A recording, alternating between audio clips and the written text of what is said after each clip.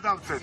ყველა დავინახეთ, რომ ხელისუფლება კი არა რეჟიმი არის მხოლოდ და მხოლოდ ძალადობის მოდუში.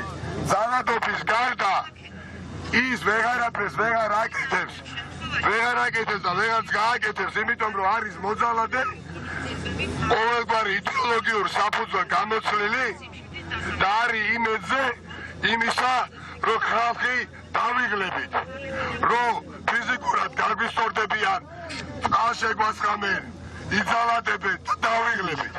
რა თქმა უნდა არა, რატომ ჩავერთვეთ ამ ბრძოლაში, რატომ ვართ ხალხი ამ ბრძოლაში, ყველამ კარგად ვიცით, ამაზე თქვენ ყურადღებას არ შევაჩერებთ, მაგრამ ხვალ ეს ბრძოლა არ შენელდება, არ შეჩერდება, არ შენელდება და რუსთაველის გამზირზე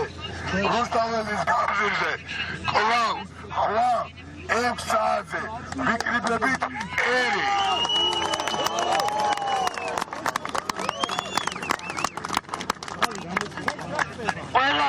ყველას ვაჩვენეთ, რომ ვაჟკაცობაც გვაქვს, შეუპოვრობაც გვაქვს და ეხლა უნდა ვაჩვენოთ, რომ საქართველო გვიყვარდა, ჩვენ იმათგან განსხვავებით ვუფრთხილდებით, იმათაც ვუფრთხილდებით და ერთმანეთსაც ვუფრთხილდებით.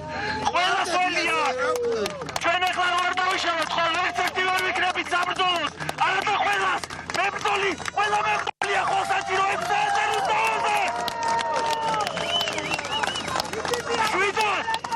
შვიდად, წყნარად, ორგანიზებულად, როგორც ჩვენ შეგვეპერება ქართველებს, მებრძოლებს, წავიდეთ, გავისვენოთ და ხვალ რუსთაველზე 6 საათზე ვაჩვენოთ, რომ ამათი არავის დარაშილია.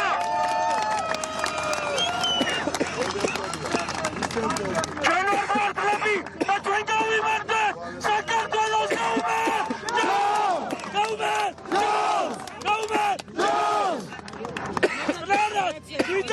ორგანიზებულად წავიდეთ და ხვალ ვიკრიბებით რუსთაველის გამზირზე 6 საათზე. ჩვენი ბრძოლა გრძელდება.